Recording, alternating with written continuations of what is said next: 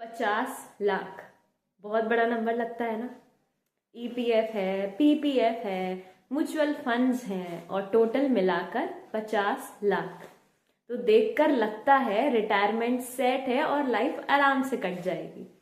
लेकिन सच ये है कि जब हम रियल मैथ्स लगाते हैं तो 60 से 80 साल का रिटायरमेंट पीरियड अगर हम मान के चलते हैं, जो 20 साल या 240 मंथ्स होता है, तो 50 लाख को अगर हम 240 से डिवाइड करते हैं तो सिर्फ 20,833 पर मंथ बचता है।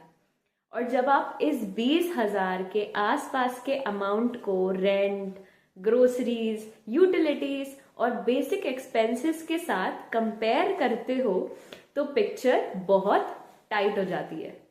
और इसमें मेडिकल एक्सपेंसेस, इमरजेंसीज और सबसे इम्पॉर्टेंट इन्फ्लेशन एंड ट्रैवल शामिल ही नहीं होता। तो अब जो इन्फ्लेशन है वो रिटायरमेंट का सबसे बड़ा दुश्मन है, क्योंकि इंडिया में एवरेज इन्फ्लेशन 5 to 6% रहता है और मेडिकल इन्फ्लेशन 10 to 14% तक जाता है।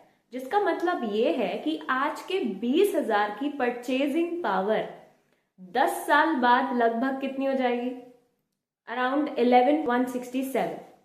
और 20 साल बाद सिर्फ 6,236 के बराबर रह जाती है। जबकि मेडिकल कॉस्ट टाइम के साथ और तेज बढ़ते हैं, जहां हॉस्पिटल चार्जेस जो पहले 1 से 2,000 पर डे था, आज 5 से 15,000 पर डे हो चुका है। और आज की 2 लाख की सर्जरी आने वाले 15 सालों में 8 से 10 लाख तक पहुंच सकती है। तो 50 लाख को अगर हम 8% पर 35,000 मंथली विड्रॉ करते हैं तो ये कॉर्पस लगभग 22 से 23 इयर्स चल सकता है। लेकिन इन्फ्लेशन एडजस्ट करने पर वही 35,000 की रियल वैल्यू 10 साल बाद कितनी रह जाती है? 19,500। और 20 साल बाद सिर्फ 10,900 के बराबर, जिससे एंड इयर्स में लाइफस्टाइल बहुत ज्यादा कॉम्प्रोमाइज्ड हो जाता है। और इसीलिए अगर आपको रिटायरमेंट के पूरे पीरियड में 50,000 पर मंथ की रियल परचेजिंग पावर चाहिए तो आपको रफली 1.5 से 2 करोड़ का कॉर्पस चाहिए होता है, जहां 50 लाख सिर्फ 25 से 30% ही कवर कर पाता है। पर हाँ, कुछ स्पेसिफिक सिचुएशंस में 50 लाख से काम चल सकता है, जैसे टायर 3 सिटी में अपना घर हो, जॉइंट फैमिली का सपोर्ट हो, या फिर गवर्नमेंट पेंशन जैसी एडिशनल इनकम हो, या रिटायरमेंट थोड़ा लेट हो। लेकिन ये सब सर्वाइवल सिनेरियोज हैं, कंफर्टेबल रिटायरमेंट नहीं है। और एक बड़ी मेडिकल इमरजेंसी पूरा का पूरा प्लान बिगाड़ सकती है।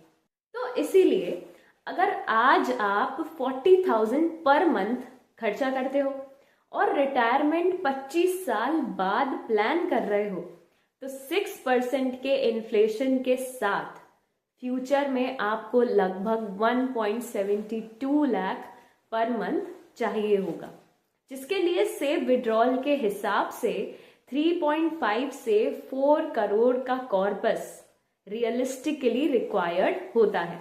और सिंपल रूल ये याद रखो कि रिटायरमेंट के टाइम पर आपके अपने एनुअल एक्सपेंसेस का 25 से 30 गुना कॉर्पस चाहिए होता है, जो क्लियरली दिखाता है कि 50 लाख और एक्चुअल नीड के बीच गैप कितना बड़ा है।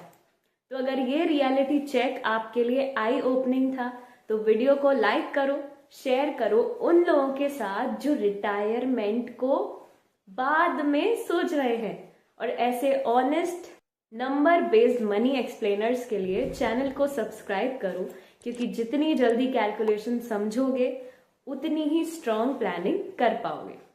तो ये वीडियो सिर्फ एजुकेशनल पर्पस के लिए है, फॉलो करते रहो ऐसे एक्सप्लेनर्स के लिए।